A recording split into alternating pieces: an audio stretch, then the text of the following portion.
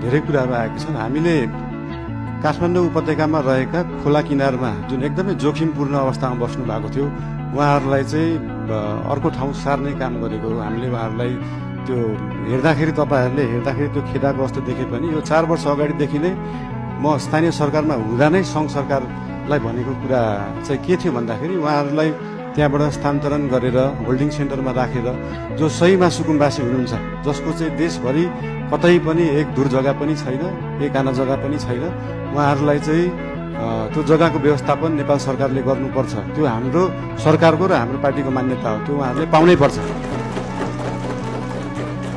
तर काठमाडौँ उपत्यकामा बसेकालाई किन एकदम प्रायोरिटी दिएर हटाइयो भन्दाखेरि विगतका धेरै वर्षहरूमा बाढी आउँदाखेरि उहाँहरूको घर डुबानमा पर्ने र उहाँहरूको स्वास्थ्य अवस्था पनि एकदमै नाजुक थियो। उहाँहरूको सेनिटरी अवस्था, उहाँहरूको त्यो वासरुम टोइलेटको व्यवस्था त्यसको निकासा सिधै खोलामा थियो र उहाँहरूबाटै निस्केको त्यो फोहोरको दुर्गन्धले फेरि उहाँहरू नै बिरामी परिराख्नु भएको थियो।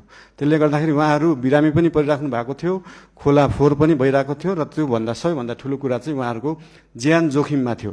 उहाँहरूको ज्यान जोखिमबाट जोगाउने काम गरेको हो नेपाल सरकारले। र जहाँसम्म उहाँहरूलाई जग्गा व्यवस्थापन गर्ने कुरा छ त्यसको निम्ति भूमि सम्बन्धी हाम्रो समिति पनि बनिसकेको छ। हाम्रो मन्त्रालयले काम गरिरहेको छ, 2-3 मन्त्रालयले यो विषयमा काम गरिरहेको छ। अस्ति अर्थमन्त्रीज्यूले पनि यही आर्थिक वर्षभित्र हामी यो गर्छौँ भन्नुभएको छ। यसको लागि जति समय लाग्छ त्यति समय लाग्छ, हतार गरेर हुँदैन। यो चिजलाई चाहिँ जति समय लाग्छ, 35 वर्षमा नभएको चिज 35 मिनटमै नखोजौँ, त्यसलाई अलिअलि केही समय लाग्छ। र लिपुलेक लिम्पियाधुराको बारेमा उहाँले सोध्नुभयो, अघि पनि भनिसके। यो चाहिँ डिप्लोमेटिक रूपमा टेबल टक। तपाईँहरूलाई एउटा कुरा अचम्म लाग्छ होला, मैले पनि अस्ति प्रधानमन्त्री भएपछि नै थाहा पाएँ भारतले नेपालको जग्गा मात्रै होइन, नेपालले पनि भारतको जग्गा धेरै ठाउँमा मिचेको रहेछ।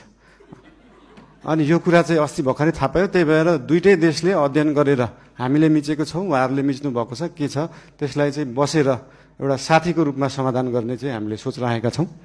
धन्यवाद। सहकारीको विषयमा पनि सोध्नु भएको थियो। सहकारीको विषयमा पनि अहिले एउटा कोष खडा गरेको छ र बाहिर न्युजमा आए जस्तो नेपाल सरकारको पैसा गएको मात्रै जस्तो देखिन्छ। हामीले सहकारीबाट उठाएको पनि पैसा छ। अस्ति लास्ट विकको रिपोर्ट हेर्दाखेरि 3 करोड जस्तो सहकारीबाट उठाइएको थियो, 50-60 लाख जस्तो दिएको थियो। यसको मतलब सरकारको पैसा गइरहेको होइन, हामीले सहकारीहरूबाट उठाएरै उहाँहरू पीडितहरूलाई पैसा बाँड्ने हो। त्यसमा कुनै पनि कन्फ्युजन नराख्न अनुरोध गर्न चाहन्छु। धन्यवाद।